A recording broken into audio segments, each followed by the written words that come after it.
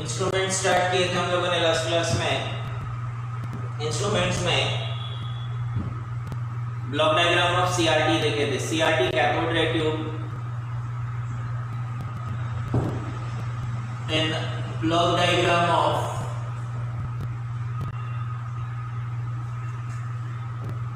CR, block diagram of CR.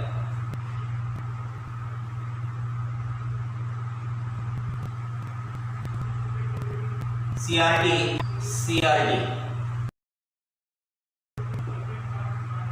दो type के deflection plates, एक vertical deflection plate,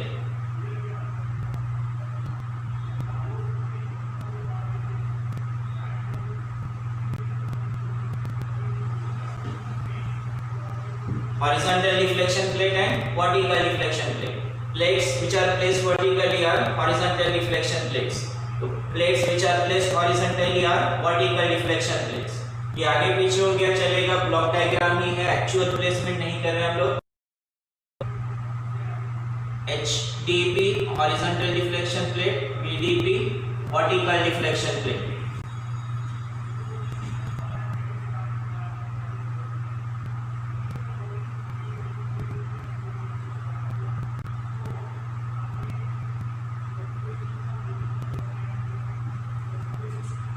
deflection plate system से start करते हैं। दो टाइप के deflection plates, pair of plates है, horizontal deflection plate and vertical deflection plate. इसमें से बेसिक पॉइंट ध्यान में रखना है, horizontal deflection plates are connected to horizontal amplifier and vertical deflection plates are connected to vertical amplifier.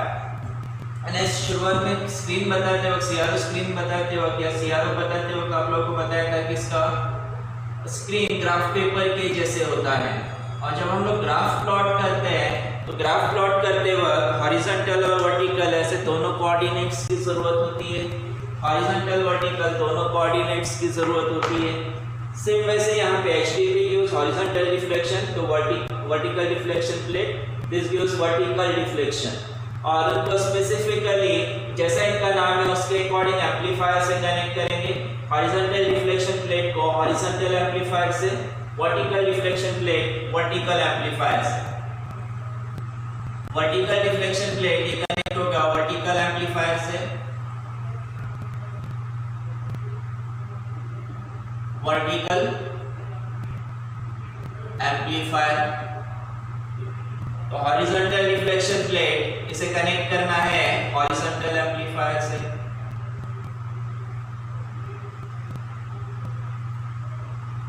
Horizontal amplifier.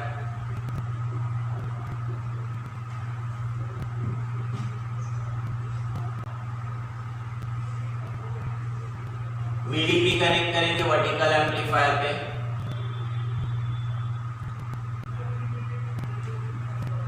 दो input signals, इन दो input signals में से हॉरिजॉन्टल एम्पलीफायर का सिग्नल स्टैंडर्ड सिग्नल होता है, नोन सिग्नल होता है। तो वही वर्टिकल एम्पलीफायर का सिग्नल अननोन सिग्नल होता है। उस ऐसा सिग्नल जिसको एनालाइज करना है वो सिग्नल अप्लाई किया जाता है वर्टिकल एम्पलीफायर पे। वर्टिकल एम्पलीफायर पे भी डायरेक्ट नहीं लगता है, वर्टिकल एटेन्यूएटर लगाया जाता है। वर्टिकल एटेन्यूएटर, वर्टिकल एटेन्यूएटर पे Y इनपुट जो कनेक्ट होगा वर्टिकल एम्पलीफायर से। यहाँ जो इनपुट होता है ये इनपुट वर्टिकल एम्पलीफायर के इनपुट के साथ डायरेक्ट मैच नहीं होता है, उस वजह से बीच में एक इंटरमीडिएट कनेक्टर लगाया जाता है जिसे वर्टिकल एटेन्यूएटर कहा गया है। Input directly amplifier vertical amplifier के इनपुट पे कनेक्ट नहीं होता है। यहाँ का जो इनपुट सिग्नल है, ये इनपुट टर्मिनल और यहाँ का इनपुट टर्मिनल, इन दोनों को आपस में इंटरफेस करने के लिए बीच में कनेक्टर लगाया जिसे एटेन्यूएटर कहा जाता है। जैसे सेट टॉप बॉक्स होता है, हम लोग टीवी के साथ सेट टॉप बॉक्स कनेक्ट करते हैं, केबल कनेक्शन होता है और ये केबल सेट टॉप बॉक्स पे कनेक्ट होता है, सेट टॉप बॉक्स टीवी पे कनेक्ट होता है। ये केबल का वायर डायरेक्टली टीवी पे कनेक्ट नहीं होता है, बीच में हम लोग एक डिवाइस लगाते हैं, इंटरमीडिएट डिवाइस। उसी तरह से यहाँ से इनपुट वर्टिकल एम्पलीफायर पे डायरेक्ट नहीं दिया जाता है, उसको लगता है वर्टिकल एटेन्यूएटर।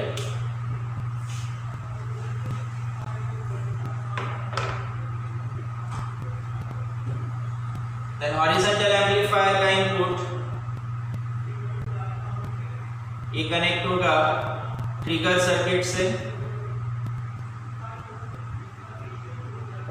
ट्रिगर सर्किट ये स्विच ऑन करता है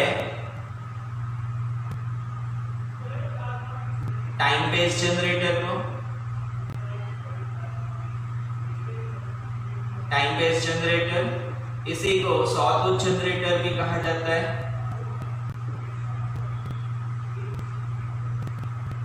सॉटूथ जनरेटर। और इस टाइम बेस्ड जनरेटर से इनपुट कनेक्ट होता है हॉरिजॉन्टल एम्पलीफायर पे। अब यहाँ दो ऑप्शंस हैं, एक तो X input for standard signal, X input standard signal, non signal, या दूसरा time based signal from time based generator. This signal is also standard signal. Horizontal amplifier को इनपुट दो तरीके से दिया जा सकता है, एक तो टाइम बेस्ड जनरेटर के थ्रू या फिर X इनपुट के थ्रू। नहीं, ट्रिगर सर्किट ये तभी ट्रिगर होगा जब यहां से इनपुट आता है। इसके लिए ये वर्टिकल एटेन्यूएटर का आउटपुट कनेक्ट किया जाता है ट्रिगर सर्किट के इनपुट में। वर्टिकल एटेन्यूएटर का आउटपुट कनेक्ट होता है ट्रिगर सर्किट के इनपुट में।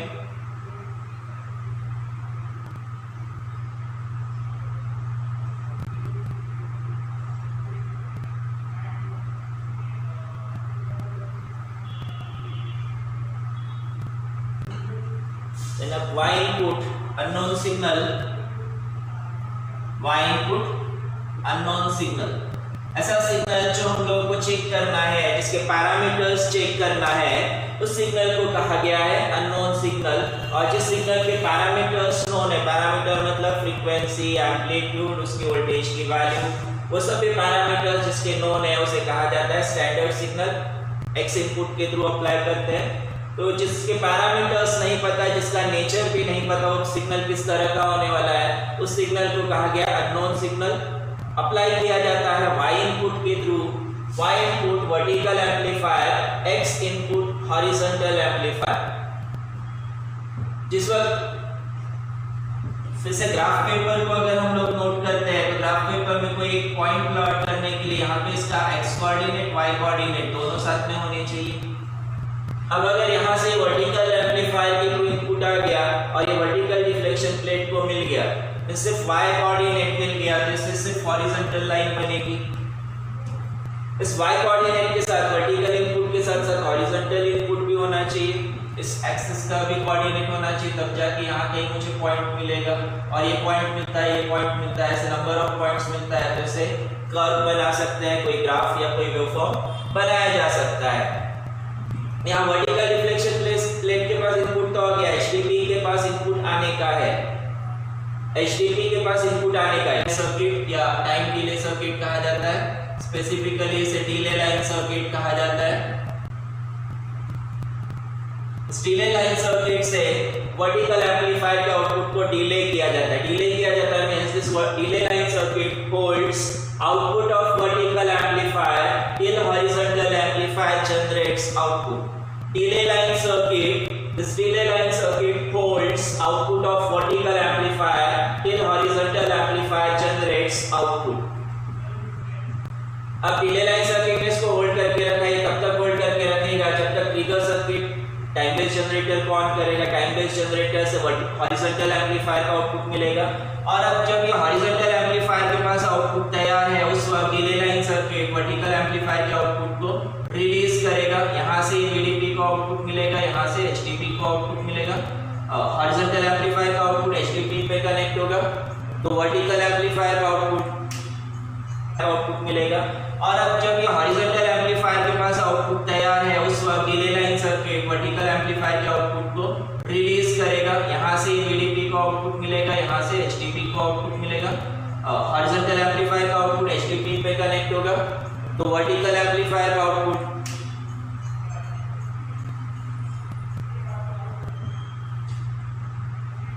हॉरिजॉन्टल एम्पलीफायर का आउटपुट HDP के इनपुट में आएगा, तो वर्टिकल एम्पलीफायर का आउटपुट VDP के इनपुट में आएगा।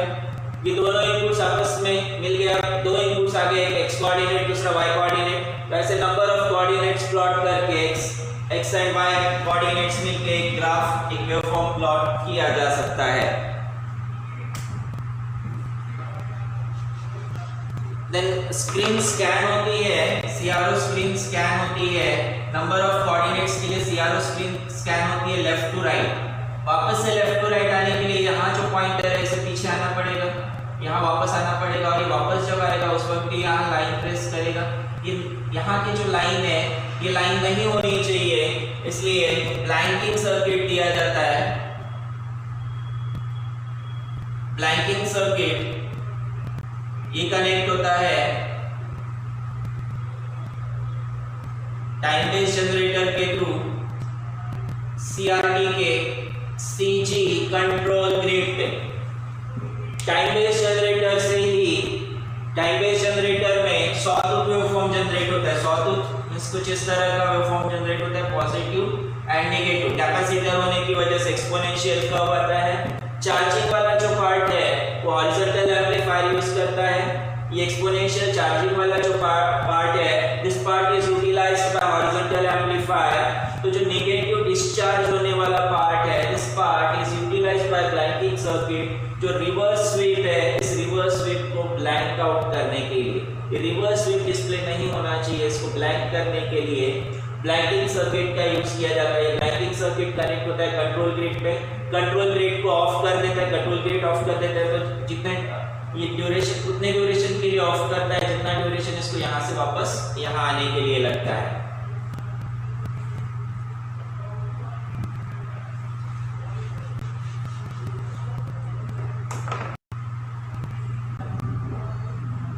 दो पार्ट्स में डिवाइड करते हैं। पावर सप्लाई दो पार्ट्स में डिवाइड करते हैं। High voltage power supply,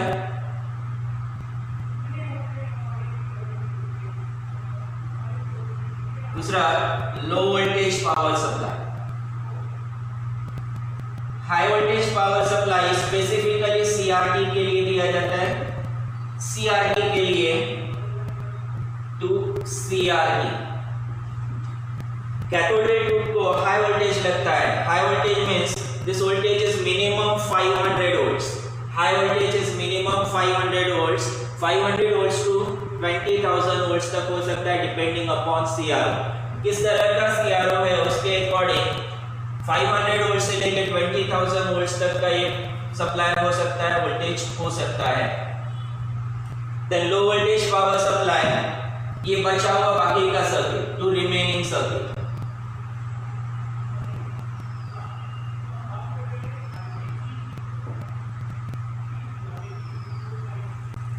to remaining circuit CRT के अलावा बाकी जितना पार्ट है उन सबको power supply, low voltage power supply होगा। तो सिर्फ सीआरटी के लिए high voltage power supply, this high voltage power supply is much higher than three phase power supply. Three phase power supply 440 volt होता है, उससे भी काफी ज्यादा होता है। इसके लिए स्पेशल सप्लाई यहाँ कनेक्ट किया जाता है, स्पेशल ट्रांसफार्मर लगता है जिसे EHT कहा जाता है, बट वो अपना पार्ट नहीं है। हम लोगों को सिर्फ इतना ही बताना है, दो अलग अलग पावर सप्लाई, एक हाई वोल्टेज पावर सप्लाई, दूसरा low voltage power supply. High voltage power supply is connected to CRT cathode ray tube 1 volts. Then बाकी बचा हुआ जो सर्किट है उसके लिए लो वोल्टेज पावर सप्लाई। एक बार फिर से डायग्राम देखते हैं, पूरा डायग्राम बन गया। अब इसे फिर से एक बार देखते हैं। सीआरटी से स्टार्ट किया था हम लोगों ने। सीआरटी में पेयर ऑफ प्लेट्स, जिसमें दो पेयर ऑफ प्लेट्स, एक हॉरिजॉन्टल डिफ्लेक्शन प्लेट, दूसरा वर्टिकल डिफ्लेक्शन प्लेट। एक तो हॉरिजॉन्टल डिफ्लेक्शन प्लेट, दूसरा vertical deflection plate. Horizontal deflection plate horizontal amplifier पे कनेक्ट होगा, vertical deflection plate vertical amplifier पे कनेक्ट होगा। इनपुट सिग्नल y इनपुट होता है, तो हॉरिजॉन्टल एम्पलीफायर पे स्टैंडर्ड सिग्नल x इनपुट होता है, या फिर टाइम बेस्ड जनरेटर, इसी को सॉटूथ जनरेटर भी कहा जाता है। टाइम बेस्ड सिग्नल कैसा होता है ये हम लोग डिटेल में देखेंगे। सॉटूथ जनरेटर और टाइम बेस्ड जनरेटर। इस टाइम बेस्ड जनरेटर को ऑन करने के लिए trigger circuit, time based generator को ऑन करने के लिए trigger circuit. Unknown input signal vertical amplifier को डायरेक्ट नहीं अप्लाई करते, बीच में एक कनेक्टर लगाया जाता है जिसे वर्टिकल एटेन्यूएटर कहा जाता है। वर्टिकल एटेन्यूएटर पे जैसे ही इनपुट है इसके आउटपुट से ट्रिगर सर्किट ऑन होगा। Vertical amplifier meanwhile output generate करेगा। इस ड्यूरिंग हॉरिजॉन्टल एम्पलीफायर का आउटपुट जनरेट होने का, इसलिए डिले लाइन सर्किट इसे कुछ माइक्रोसेकंड्स तक होल्ड करके रखेगा। देन टाइम बेस्ड जनरेटर अपने टाइम बेस्ड सिग्नल्स जनरेट करेगा और ये टाइम बेस्ड सिग्नल सप्लाई होंगे हॉरिजॉन्टल एम्पलीफायर के पास। अब हॉरिजॉन्टल एम्पलीफायर के पास इनपुट है, यहां से ये आउटपुट अप्लाई करेगा हॉरिजॉन्टल रिफ्लेक्शन प्लेट्स पे और सेम टाइप के delay line circuit vertical amplifier के आउटपुट को रिलीज करेगा। दोनों एम्पलीफायर के आउटपुट साइमल्टेनियसली प्लेट्स पे अप्लाई होंगे, जिससे स्क्रीन पे हम लोग को कुछ ग्राफिकल फॉर्म्स दिखेंगे। देन स्क्रीन ट्रेस होती है left to right screen trace होना, वहां तक की पॉइंट्स ठीक है, लेकिन जब वापस इलेक्ट्रॉन बीम को लेफ्ट साइड आना है उस ड्यूरिंग कोई वेवफॉर्म जनरेट नहीं होनी चाहिए, इसलिए कंट्रोल ग्रिड को ऑफ कर देते हैं यूजिंग ब्लैंकिंग सर्किट रिट्रेसिंग के ड्यूरिंग कंट्रोल ग्रिड को ऑफ कर देता है, जिससे आउटपुट उस ड्यूरेशन के लिए ब्लैंक हो जाता है। और ये कुछ माइक्रोसेकंड का ड्यूरेशन होता है जो हम लोगों को आसानी से आइडेंटिफाई नहीं होता है। पावर सप्लाई में दो टाइप के power supply, high voltage power supply and low voltage power supply. High voltage power supply सिर्फ सीआरटी के लिए, बाकी जितना भी डायग्राम है, जितने भी सर्किट्स है, सभी को लो वोल्टेज पावर सप्लाई दिया जाता है। देन टाइम बेस्ड जनरेटर देखते हैं। Time based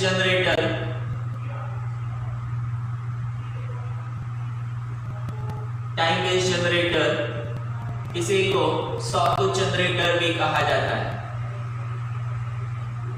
time based generator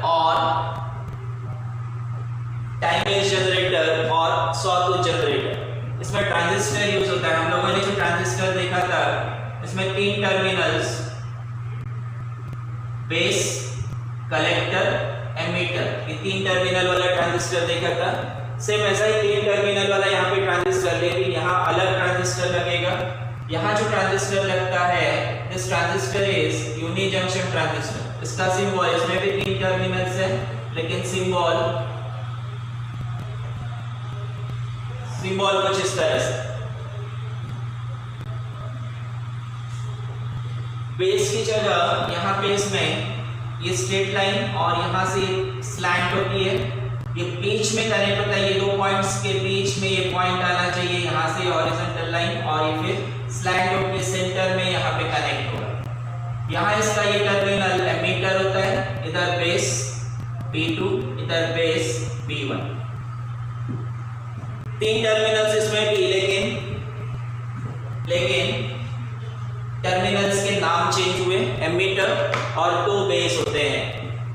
time based generator using UJT unijunction transistor. नीचे कहीं यहाँ लिखेंगे UJT। पहले सर्किट कंप्लीट करते हैं। यहाँ बेस कनेक्ट करते हैं, ऊपर वाला बेस हाई वोल्टेज से कनेक्ट होगा और नीचे वाला बेस ये कनेक्ट होगा लो वोल्टेज से। लो वोल्टेज यानी ग्राउंड से कनेक्ट होगा। ऊपर ही सप्लाई से कनेक्ट होगा, हाई वोल्टेज यानी सप्लाई होता है +VBB। Base to base connection हो रहा है, उस वजह से VBB। Collector to collector connect होता है तो VCC। Base to base connect होगा तो VBB। देन यहाँ लगेगा रेजिस्टर। ये रेजिस्टर वेरिएबल होगा और यहाँ लगेगा कैपेसिटर। इसे 2 अलग-अलग तरीके से बनाया जा सकता है। एक तरीका जो मैंने यूज किया, वेरिएबल रेजिस्टर लेके फिक्स वैल्यू का कैपेसिटर। दूसरा तरीका फिक्स्ड वैल्यू का रेजिस्टर और मल्टीपल कैपेसिटर्स लगाते हैं। फिक्स वैल्यू का रेजिस्टर लगाते हैं और मल्टीपल कैपेसिटर्स लगाते हैं। ये कुछ इस तरह से कनेक्ट हो सकते हैं। इस तरह से नंबर ऑफ कैपेसिटर्स लगाए जा सकते हैं। वेरिएबल वैल्यू का कैपेसिटर नहीं होता है, इसलिए अलग-अलग वैल्यू के कैपेसिटर्स लगाने पड़ते हैं। हम लोग अलग-अलग वैल्यू के कैपेसिटर लगाने की बजाय वेरिएबल वैल्यू का रेजिस्टर यूज करते हैं और फिक्स्ड वैल्यू का कैपेसिटर यूज करते हैं। आउटपुट लिया जाता है अक्रॉस कैपेसिटर। आउटपुट मिलेगा अक्रॉस कैपेसिटर। अब कैपेसिटर के अक्रॉस आउटपुट है, कैपेसिटर के अक्रॉस आउटपुट है, दिस मींस जो भी आउटपुट होगा वो कैपेसिटर का ही चार्जिंग और डिस्चार्जिंग होगा। Capacitor is like a water tank, capacitor is like a water tank, इसमें इनपुट वाटर आता है और टैप के थ्रू आउटपुट में वाटर जाता है। सेम वैसे ही कैपेसिटर में एनर्जी स्टोर होती है वोल्टेज और चार्जेस की फॉर्म में। एनर्जी या वोल्टेज स्टोर होता है in the form of charges, और जब सर्किट को जरूरत है तब ये चार्जेस सर्किट के आगे के पार्ट्स को दिए जाते हैं। यहाँ ये transistor, unijunction transistor, UJT transistor, UJT transistor, unijunction transistor, ये ऑन होता है व्हेन नेगेटिव वोल्टेज और reverse voltage is applied at emitter. Emitter पे जिस वक्त नेगेटिव पोटेंशियल होगा उस वक्त ये ट्रांजिस्टर ऑन होगा। तो अगर इस सिचुएशन में हम लोग नोट करते हैं, यहाँ से अभी यहाँ से हाई वोल्टेज, यहाँ से करंट फ्लो हो रहा है, मींस हाई वोल्टेज अप्लाई हो रहा है, एमीटर पे हाई वोल्टेज आ रहा है, दिस मींस यहाँ का ट्रांजिस्टर ऑन नहीं होगा, ट्रांजिस्टर ऑफ है। अब ट्रांजिस्टर ऑफ है तो इस करंट को फ्लो होने के लिए दूसरा पार्ट है, कैपेसिटर के पास जाएगा, यहाँ कैपेसिटर चार्ज होगा। कैपेसिटर चार्ज होगा up to its full capacity, जितनी इसकी कैपेसिटी है उतना ही चार्ज होगा। चार्ज होने के बाद ये डिस्चार्ज होने के लिए अल्टरनेट पाथ देखेगा, डिस्चार्ज इधर नहीं हो सकता है, ये अल्टरनेट पाथ देखता है, इधर रिवर्स करंट अप्लाई करता है, और जैसे यहाँ से रिवर्स करंट अप्लाई करता है इस एमीटर पे नेगेटिव पोटेंशियल आता है, unijunction transistor UJT on होता है। जैसे ही कैपेसिटर रिवर्स करंट अप्लाई करेगा, जैसे ही कैपेसिटर रिवर्स करंट अप्लाई करता है, एमीटर पे नेगेटिव पोटेंशियल आएगा, नेगेटिव पोटेंशियल आते ही ट्रांजिस्टर ऑन होगा और कैपेसिटर में जितना करंट है वो ग्राउंड में डिस्चार्ज हो जाएगा।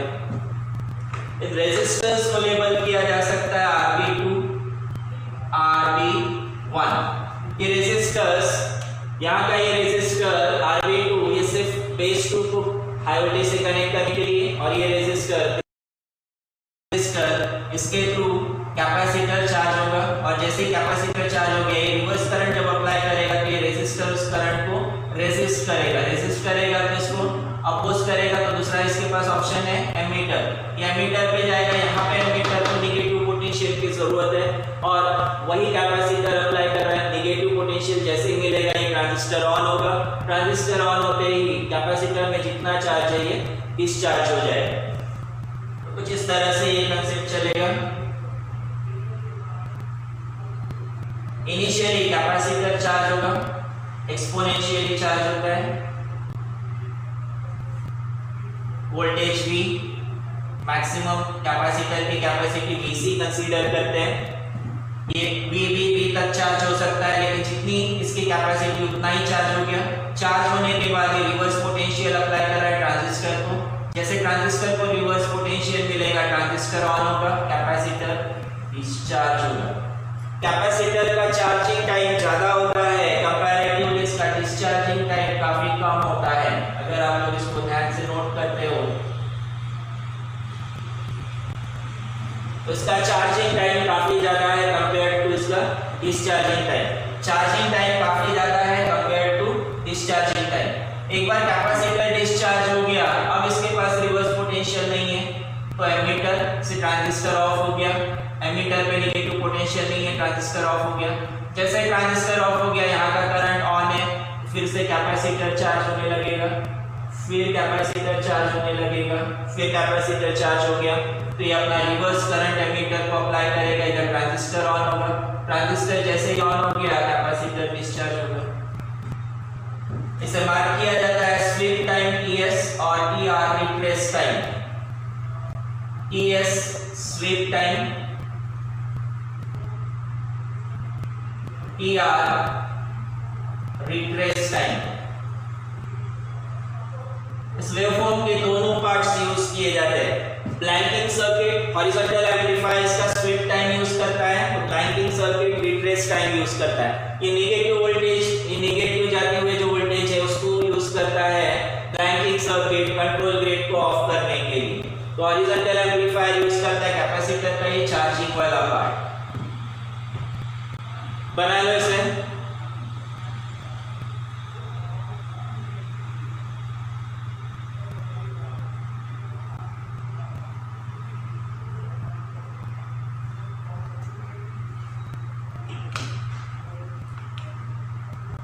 आज भी स्टूडेंट्स कम में, अपनी स्ट्रेंथ बढ़ नहीं रही ऑनलाइन वाली।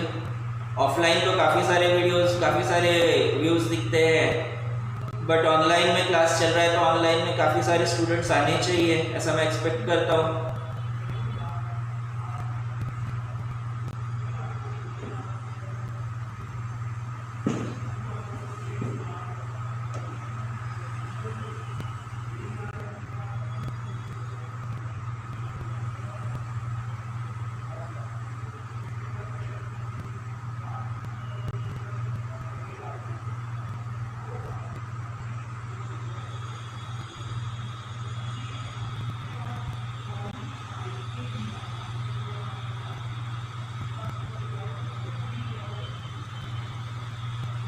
डायग्राम्स बना लो।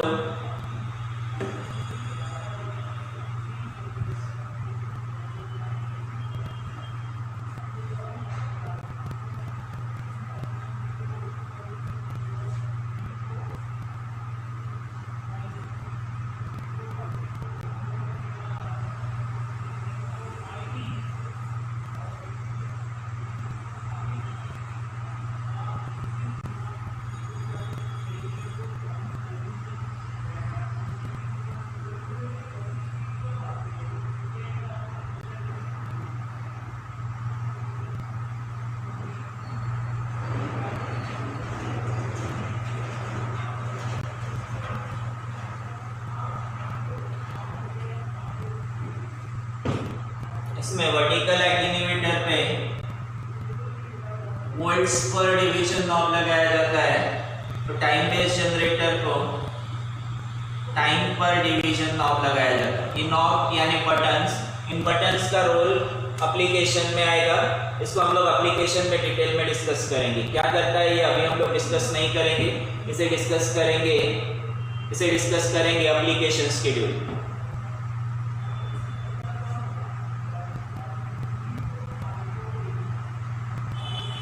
डायग्राम हो गया तो बताते भी जाओ।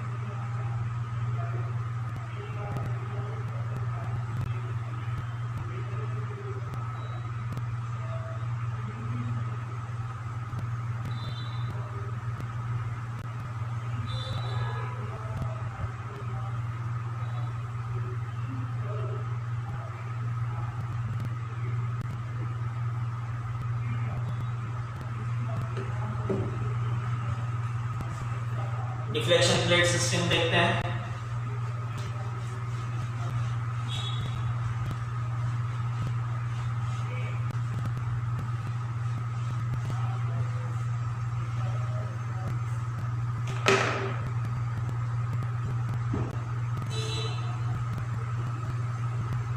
डिफ्लेक्शन प्लेट सिस्टम्स, दो टाइप के डिफ्लेक्शन प्लेट्स हैं, एक तो हॉरिजॉन्टल डिफ्लेक्शन प्लेट, दूसरा vertical reflection plate. Horizontal reflection plate pair of plates है, वैसे दो पेयर्स लगी है, एक हॉरिजॉन्टल रिफ्लेक्शन प्लेट, दूसरा vertical reflection plate. Reflection plate system electrostatic, दो टाइप के सिस्टम्स इसमें, electrostatic deflection system, electrostatic deflection system.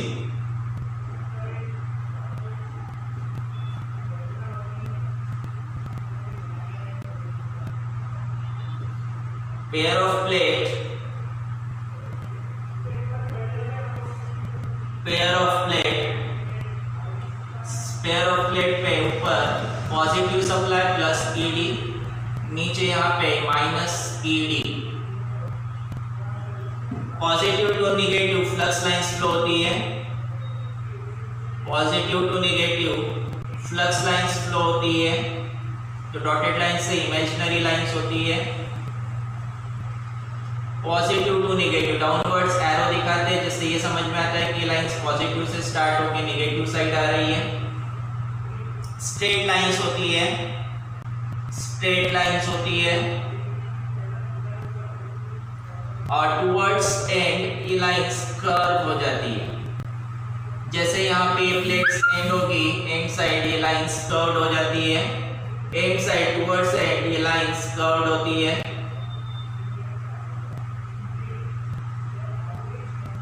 Curve lines. अब इस फील्ड के इन्फ्लुएंस से इलेक्ट्रॉन बीम ट्रैवल करता है, इस फील्ड के इन्फ्लुएंस से इलेक्ट्रॉन बीम ट्रैवल करता है। इलेक्ट्रॉन बीम इस फ्लक्स या पॉजिटिव नेगेटिव फील्ड के इन्फ्लुएंस से फ्लो होता है। Electron beam negatively charge particle है, इलेक्ट्रॉन नेगेटिवली चार्ज पार्टिकल है, तो जैसे ही पॉजिटिव फील्ड के इन्फ्लुएंस में आएगा, जैसे ही पॉजिटिव फील्ड के इन्फ्लुएंस में आएगा, पॉजिटिव फील्ड इसे अपनी तरफ अट्रैक्ट करेगा, साथ ही में नेगेटिव फील्ड इसे डिफ्लेक्ट करेगा, अपने रिपेल करेगा, डिफ्लेक्ट करेगा मींस रिपेल करेगा। तो ये दोनों की फोर्स की वजह से, इन दोनों फोर्सेस की वजह से, पॉजिटिव और नेगेटिव चार्जेस की वजह से जो इलेक्ट्रॉन हो रहा था, now it takes parabolic path, और जैसे ये फील्ड से बाहर आएगा फिर से स्ट्रेट लाइन में फ्लो होगा, और ये स्ट्रेट लाइन में मूव होता है, फ्लो होता है, और स्क्रीन पे जनरेट करता है एक स्पॉट जिसे ब्राइट स्पॉट कहा जाता है। ये इलेक्ट्रॉन बीम यहाँ कहीं आना चाहिए था, इतना डिफ्लेक्ट हो गया, कैपिटल डी से मार्क करते हैं। यहाँ सेंटर में आना चाहिए था। डिफ्लेक्शन, वर्टिकल डिफ्लेक्शन प्लेट्स हम लोगों ने यहाँ शो किया है। हॉरिजॉन्टल डिफ्लेक्शन नहीं दिखा पाएंगे क्योंकि हॉरिजॉन्टल डिफ्लेक्शन में सिर्फ एक स्पॉट बनेगा, इसलिए हम लोग वर्टिकल डिफ्लेक्शन दिखा रहे हैं इसमें। Electron beam flowing in straight path takes parabolic path when comes across this field, parabolic path, और वापस फील्ड से बाहर आने के बाद स्ट्रेट लाइन में मूव होता है। These lines, dotted lines are flux lines, imaginary flux lines। यहाँ इलेक्ट्रिक फील्ड की वजह से इलेक्ट्रॉन बीम डिफ्लेक्ट हो रहा है, उस वजह से इसे कहा जाता है इलेक्ट्रोस्टैटिक डिफ्लेक्शन सिस्टम। इसमें डिफ्लेक्शन सेंसिटिविटी बताया जाता है, deflection sensitivity S equal to D by ED।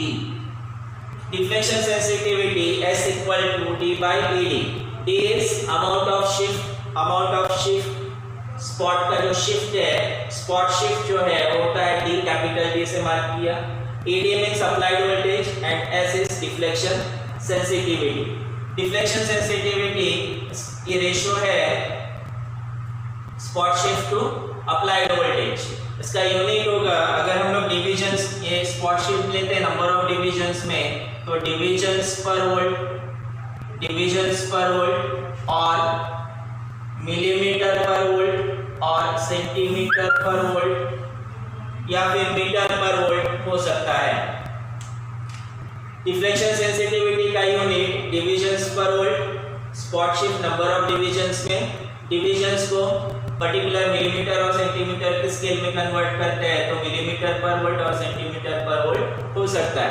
ये ऑब्जेक्टिव में भी पूछा जाता है, इसका यूनिट ऑब्जेक्टिव में पूछा जाता है। इसके अलावा ये फॉर्मूला न्यूमेरिकल्स में भी यूज करना है। Deflection sensitivity S equal to D by ED. Electrostatic deflection system, electric charges electric potential की वजह से डिफ्लेक्शन होता है, उस वजह से उसे इलेक्ट्रोस्टैटिक डिफ्लेक्शन सिस्टम कहा गया है। ये डिफ्लेक्शन डिपेंड करेगा इलेक्ट्रॉन बीम की स्पीड पे, दो डिफ्लेक्शन प्लेट्स के डिस्टेंस के बीच में डिपेंड करता है और अप्लाइड वोल्टेज पे डिपेंड करता है ये spot shift.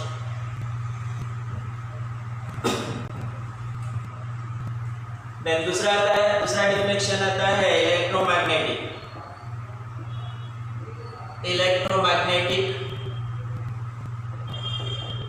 Deflection system. Electromagnetic deflection system, electromagnetic deflection system. यहाँ इलेक्ट्रॉन गन असेंबली जो इलेक्ट्रॉन बीम एमिट करेगा, सीआरटी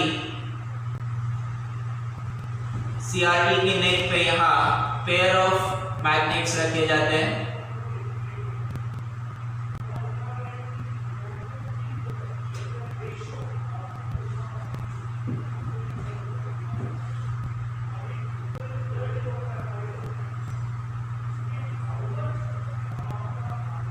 पेयर ऑफ मैग्नेट्स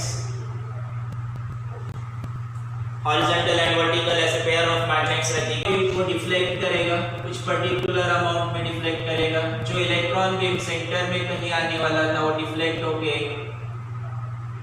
कुछ पर्टिकुलर डिस्टेंस में चलेगा, फिर से स्पॉट शिफ्ट हो रहा है। यहाँ अब इस मैग्नेटिक फील्ड की वजह से पेयर ऑफ मैग्नेट्स है, pair of magnets, electron beam,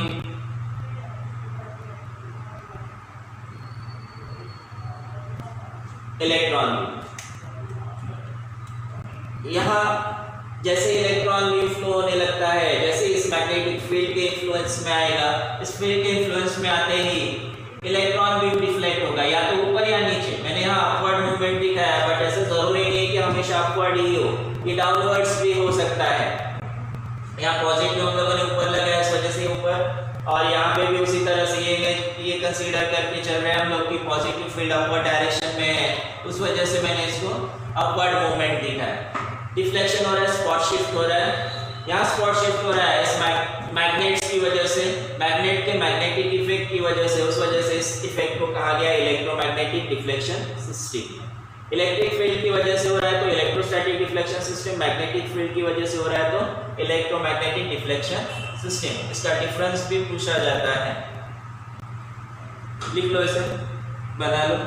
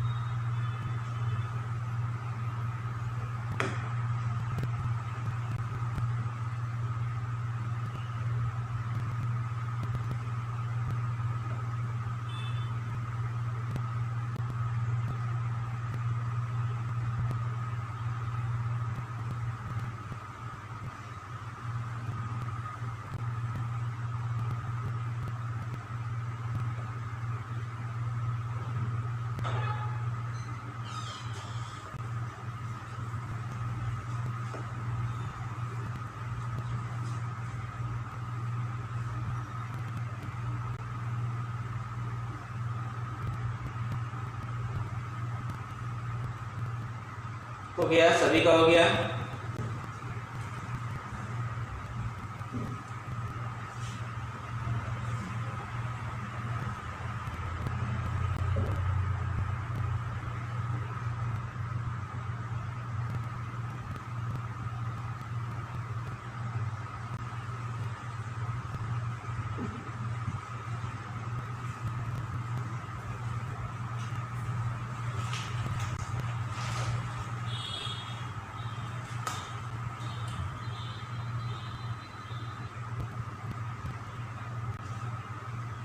paper 1 के नोट्स बुकलेट अगर हम लोगों ने कलेक्ट नहीं किया होगा, ऑफिस से आके कलेक्ट कर सकते हो।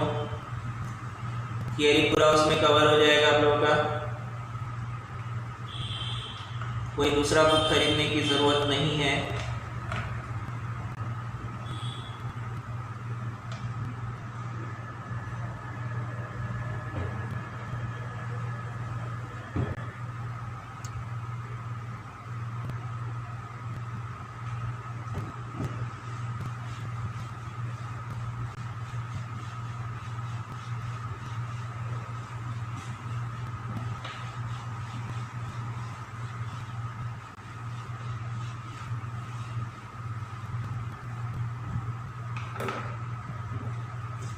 Then focusing system,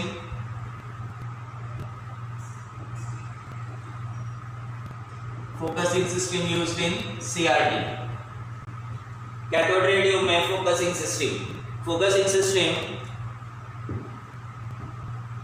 electron beam particular direction में फोकस कैसे होता है, जहां होता है pre accelerating anode, accelerating anode and focusing anode. ये तीनों एनोड्स सिलेंड्रिकल होते हैं। सिलेंड्रिकल यानी इस तरह से, ये जैसे मार्कर सिलेंड्रिकल है और यहाँ छोटा सा ये डॉट दिख रहा है, इससे भी काफी छोटा इसमें होल होता है, पिन होल जिसे कहा जाता है।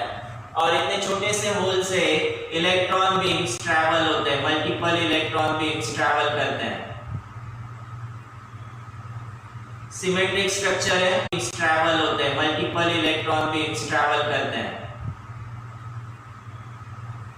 सिमेट्रिक स्ट्रक्चर है, जितना अपर पार्ट उतना ही।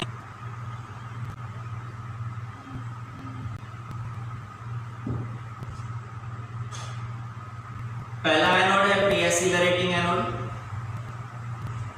पहला एनोड है pre accelerating anode, pre accelerating anode. दूसरा anode focusing anode, focusing anode. और तीसरा एक्सीलरेटिंग एनोड। दो एक्सीलरेटिंग एनोड्स के बीच में फोकसिंग एनोड है। Pre accelerating anode, focusing anode, accelerating anode. इसमें दोनों एक्सीलरेटिंग एनोड सेम पोटेंशियल पे कनेक्ट होते हैं, तो comparatively focusing anode is connected at lower potential. Focusing anode comparatively lower potential पे कनेक्ट होता है। फोकसिंग एनोड यहां कनेक्ट होता है, वेरिएबल किया है focus control button, variable resistor.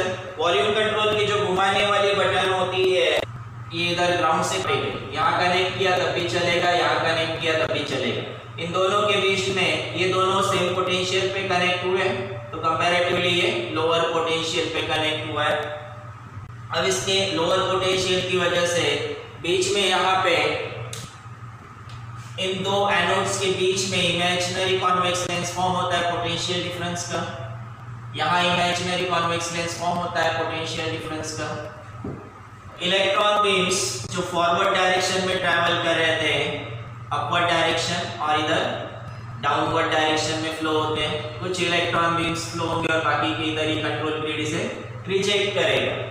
ये इलेक्ट्रॉन बीम्स जैसे यहाँ कॉन्वेक्स लेंस मिलता है, इमेजिनरी कॉन्वेक्स लेंस मिलता है पोटेंशियल डिफरेंस का, the electron beams which are travelling upwards और डाउनवर्ड्स, जो अपवर्ड और डाउनवर्ड जा रहे थे, नाउ दे बिकम्स पैरेलल और converges parallel to principal axis. ये पैरेलल टू प्रिंसिपल एक्सिस होंगे। जो electron beam upward upward direction यानी ये सीधा इधर जाने वाला था, डाउनवर्ड डायरेक्शन यानी नीचे आने वाला था। ये इलेक्ट्रॉन बीम इस पोटेंशियल डिफरेंस के कॉन्वेक्स लेंस की वजह से पैरेलल टू प्रिंसिपल एक्सिस हो गए। अब यहाँ फिर से दो एनोड्स के बीच में इमेजिनरी कॉन्वेक्स लेंस फॉर्म होगा पोटेंशियल डिफरेंस का। इस वजह से इस कॉन्वेक्स लेंस की वजह से जो इलेक्ट्रॉन बीम्स हॉरिजॉन्टल जा रहे थे they converge at a point, और यहाँ से ये इलेक्ट्रॉन बीम स्ट्रेट लाइन में फ्लो होते हैं हाई वेलोसिटी से टू स्क्रीन, और यहाँ जनरेट करेंगे ब्राइट स्पॉट। यहाँ ये जनरेट होता है ब्राइट स्पॉट। इसे कहा जाता है focusing system, electrostatic focusing system भी कहा जाता है, focusing system of CRO. Basic concept इसमें दो एनोड्स को सेम पोटेंशियल पे कनेक्ट किया, फोकसिंग एनोड पे अपवर्ड और डाउनवर्ड डायरेक्शन में जा रहे थे, initially parallel to principal axis, उसके बाद सिंगल पॉइंट पे कन्वर्ज होके आगे फॉरवर्ड डायरेक्शन में मूव होंगे टू स्क्रीन।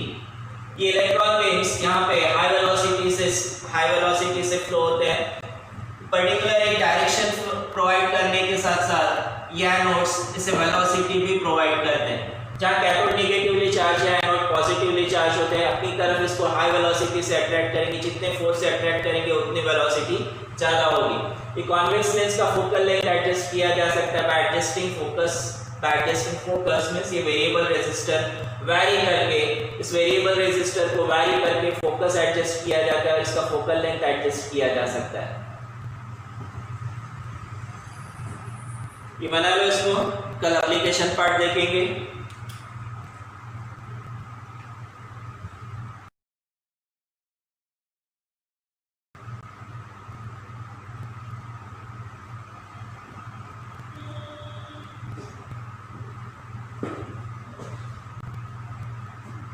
कोई डाउट्स अभी तक के टॉपिक में?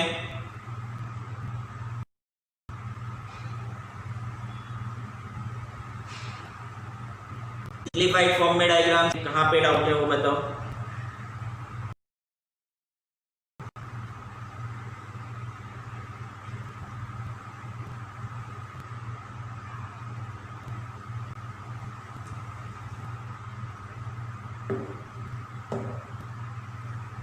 कहाँ पे डाउट है बताओ फोकसिंग सिस्टम में?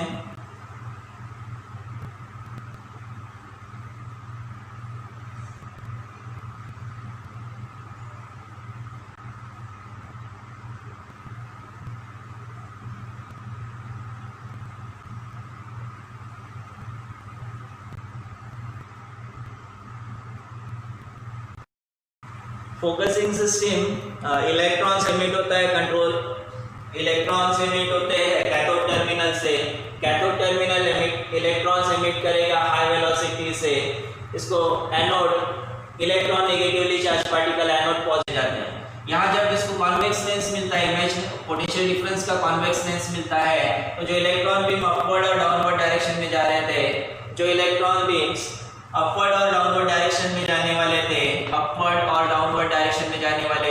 दे converge parallel to principal axis. और जब दूसरा यहाँ कॉन्वेक्स लेंस मिलता है तो सभी इलेक्ट्रॉन बीम्स एक सिंगल पॉइंट पे कन्वर्ज होते हैं और यहाँ से स्क्रीन पे ब्राइट स्पॉट जनरेट करते हैं।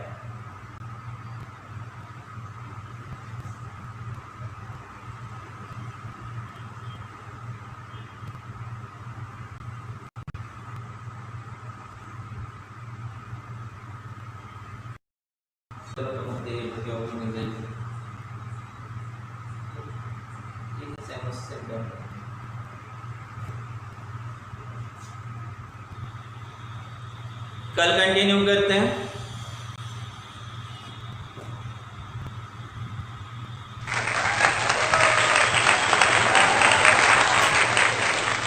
बाय।